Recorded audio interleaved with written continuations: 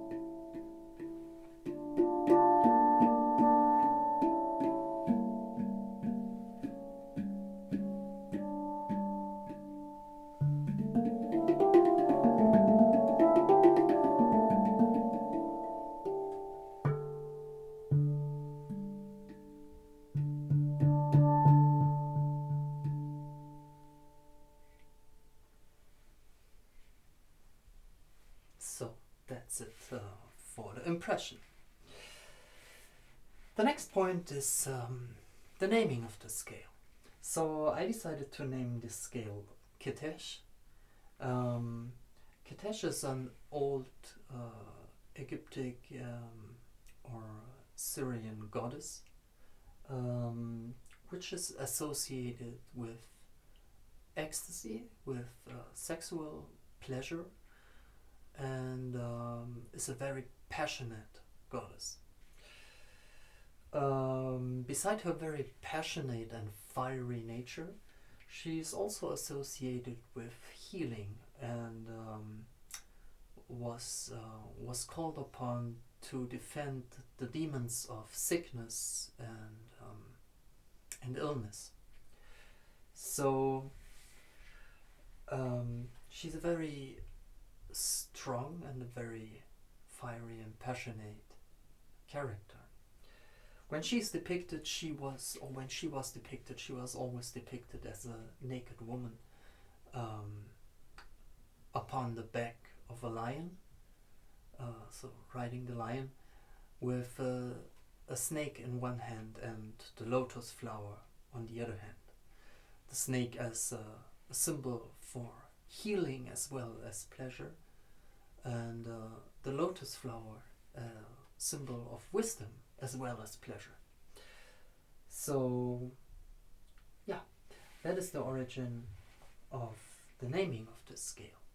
I named it I dedicated it to Quetesh because for me this mode has a very strong and fiery and passionate energy to it, or feeling to it, that evokes. So it is also a scale that is very connected to this region, to this cultural region where Kadesh has her origin. So yeah, that's for the mythology and the naming of this scale. So the next point is music theory. So let's dive a little bit into this music theory. What do we have here? Well, first let's start note-wise. So on the ding, on the center note, we have a D3, which is a typical note for the center of many handpan scales. So we have a D3, and in the chorus we have a G3, followed by A, B flat, C sharp, D, the octave, E, F, G, the octave of the chorus.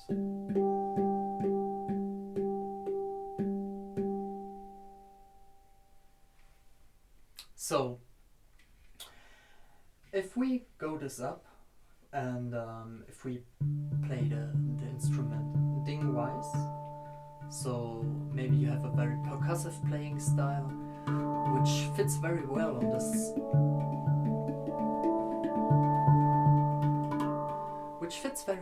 scale, because it has the fire, it has the tempo, it has the energy for the tempo.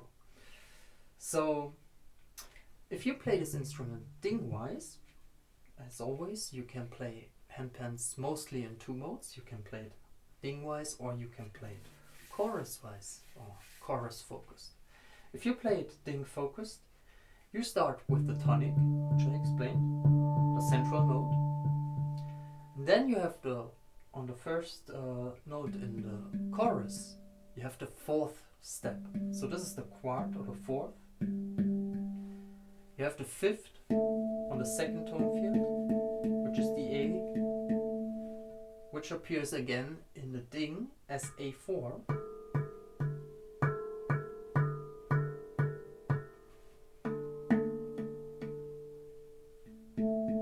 So G, A4, B flat, which would be the minor sixth. And now you have the C sharp, which creates a lot of tension with the central note, with ding, because here you have the D3, and here you have a C sharp. That's a half tone step, and that is the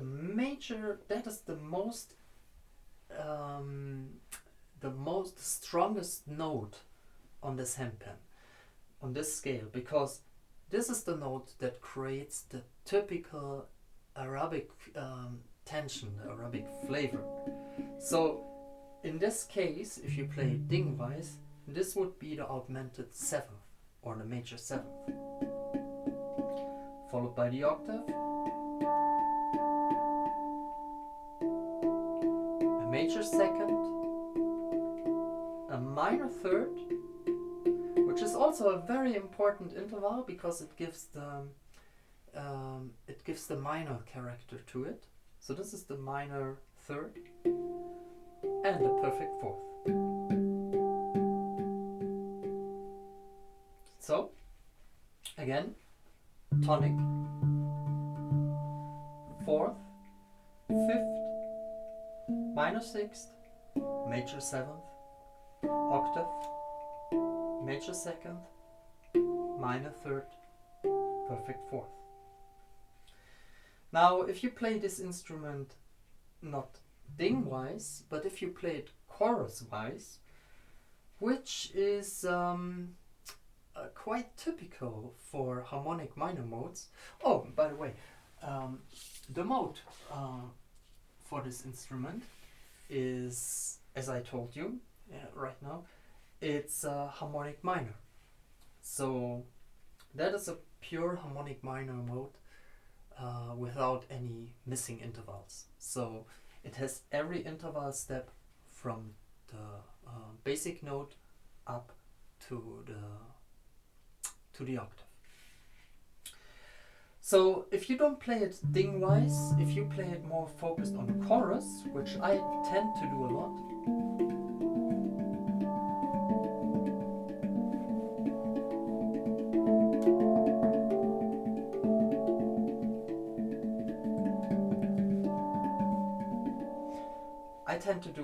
of playing in the chorus. So if you do this, you have the central note or the tonic center of your intervals, the tonic center of your harmonic playing on the first tone field. Then this is the bass note, obviously. You have a major second here. You have the minor third. And then you have again this note, which is not the major or the augmented seventh, but is the augmented fourth, which is quite a rare interval. It's commonly in the harmonic minor modes. You have the perfect fifth in the D4, sorry, and you have the D3 on the central note. So this is also the fifth. It's called a dominant ding.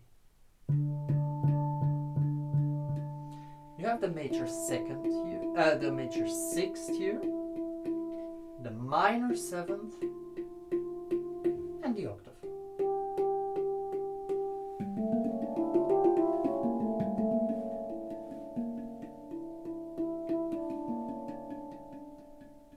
So again, tonic, major second, minor third, augmented fourth, perfect fifth, major sixth, minor seven, and the octave.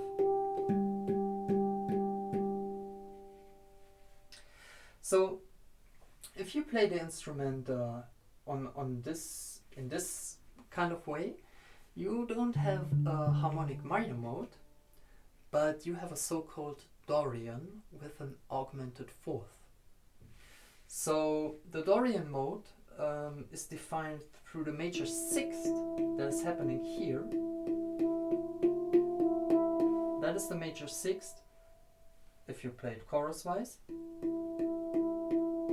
in combination with the minor third.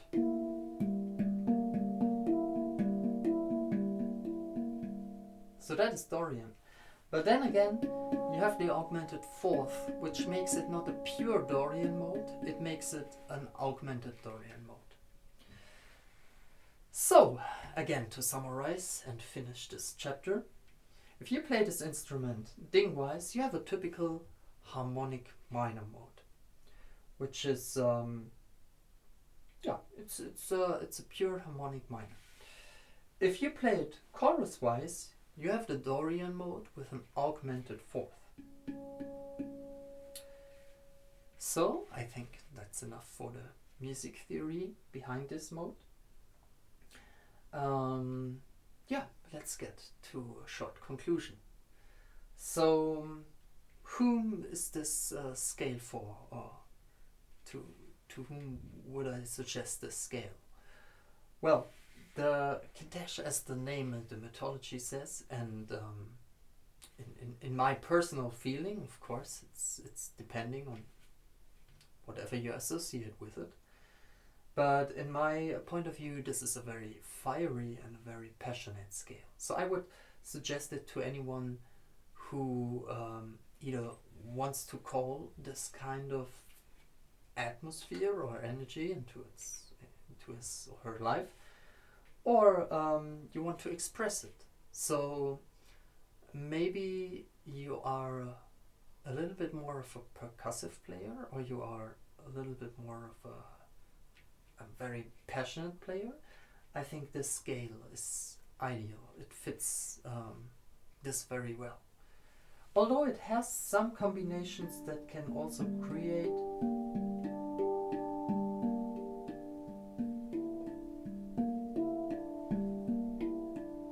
a more softer energy and a more softer type.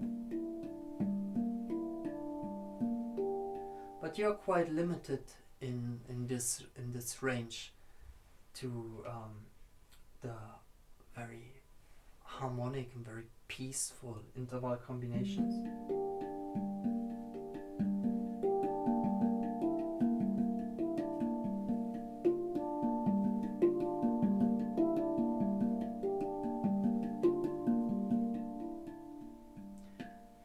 You can do it if you leave out the augmented fourth.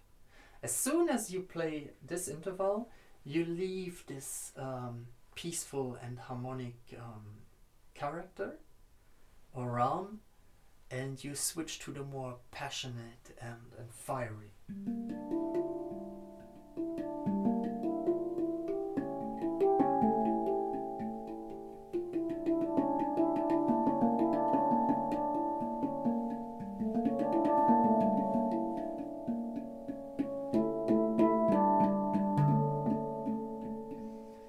So it also leaves room for a more calm and a more tranquil playing, and but it is also able to create a very strong tension and a very strong fire. So I think this is the most interesting part about the scale, to be in the tension between the passion and the relief of it. So yeah, I hope I could give you a little insight and show you another scale, the Lunar Quetesh. That's it. I wish you all the best. Stay tuned. Bye.